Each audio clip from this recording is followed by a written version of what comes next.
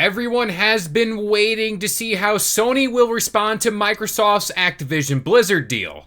And we might have just gotten our answer. But let's break this all down. Up next.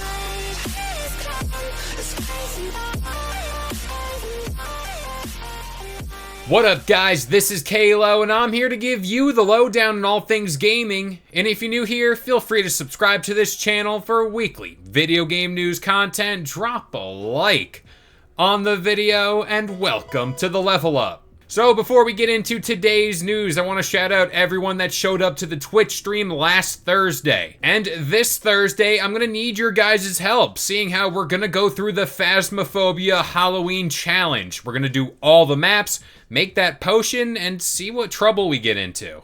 So, ever since the Activision Blizzard deal finally went through, there's been a lot of speculation, rumors, and a whole bunch of chatter about alleged moves that Sony could make behind the scenes.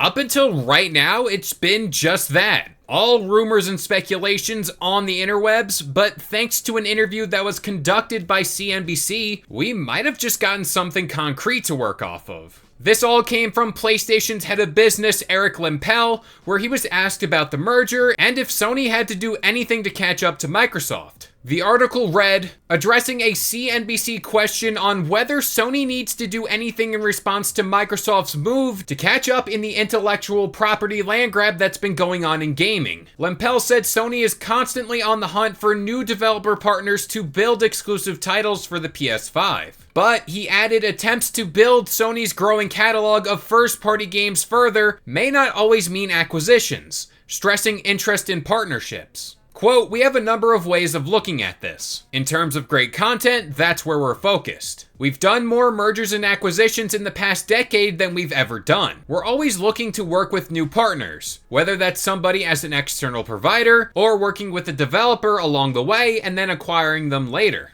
So to simplify all that, especially if you're like me and just want the meat and potatoes explanation here, basically Sony's just gonna keep doing what they've been doing all along. And again, this is what turned them into the market leader in gaming. Keeping things in mind like they don't necessarily have the deep pockets that Microsoft would have, so they really can't go into this all-out bidding war for potential merger targets. Even something along the lines of a smaller publisher would be difficult to grab up. Plus, that studio would have to be willing to be sold in the first place. One thing that really gets lost in all of this talk online is just because Microsoft bought Activision Blizzard, that doesn't mean every publisher is looking to be sold off. I think it's no secret the amount of problems that ABK was going through in the years leading up to the merger. Plus, at $69 billion, that's a hefty chunk of change to turn down. But what has made Sony the top dog in the gaming world? And this is the thing they've been doing since they started their journey in the gaming world.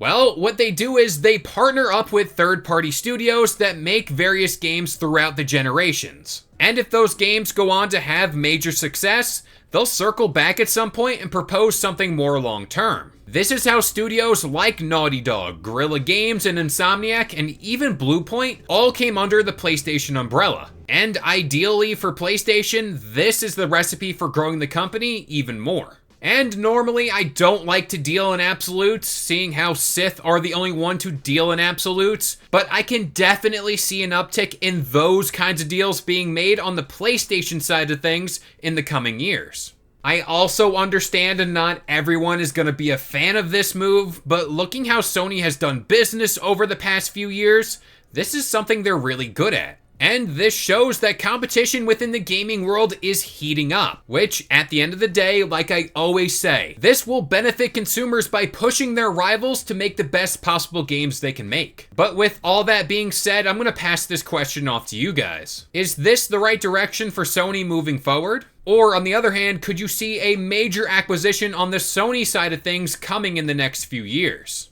I'm honestly 50-50 here. I could see something happening, but as of right now, I don't know which studio it would be. But that about does it here. I've been Kalo. I gave you the lowdown on all things gaming, and if you're new here, feel free to subscribe to this channel for weekly video game news content. Drop a like on the video, and this has been the Level Up.